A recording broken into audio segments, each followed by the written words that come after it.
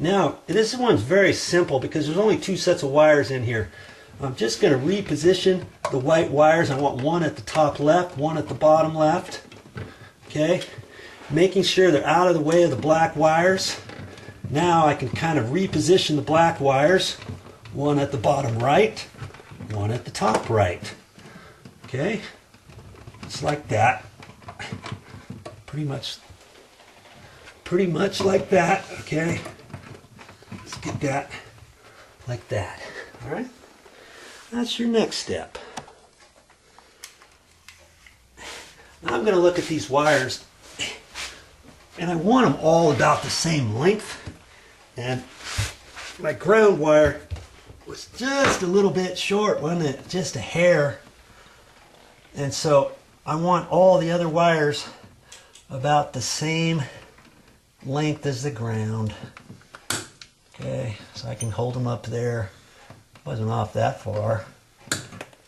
It just makes it easier to me if all the wires are about the same length at this point, because everything's got to go in the box the same, right? Okay? Yeah. That's close enough.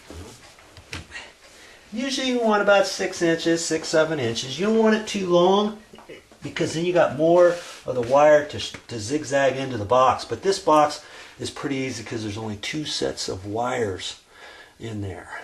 All right? For those of you who have already seen how to do this, just take this as a learning tool and watch and learn another time. You get a little better as you go. Okay, I'm going to strip off about 1 inch on all these wires now. And I don't have to measure 1 inch. I can kind of eyeball it's about that much. And if you need to, don't go too far. You can go less, and you can hold your tape measure up there and see how much further. Once you get it, then you can hold up all the other ones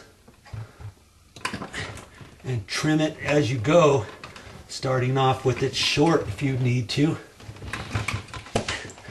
you know, and then holding it up there, eyeballing it, and stripping off some more. This one looks just a hair short, and so I'll get just a little bit more off. You got to have enough stripped because when we install it on the electrical outlet, we're going to attach it to the screw. Okay? There's side screws on this plug. On the sides. We're going to attach them there. There's some holes at the back. I don't like using those because then when you push it back in, sometimes those get loose. Okay? Are we ready to hook this up yet? Hope your answer is no. First thing we know is the white side's going on the long slot side. If you ever forget, here's your silver screws. Silver is for white, gold is for black, and the gold notch line is shorter than this one. Have you ever noticed that on a plug, on an outlet? What I like to do is undo these screws just a little bit. And see, I mean, they're set pretty much where they need to go. And I just double check it because it's easier to get my little loop over there. I'm going to make a loop on the wire. It's going to go around. Okay. I just give it a little twizzle until I feel like it's really super tight. If you go too much, you can undo these screws. Then you got to put it back in there and all that. Okay. I'll even look at the ground. That's where the ground wire is going to go, the green. Okay. We ready for this plug now? I hope your answer is still no. Yo, Joe, how come we're not ready for this? Well, I like to take these screws out of here.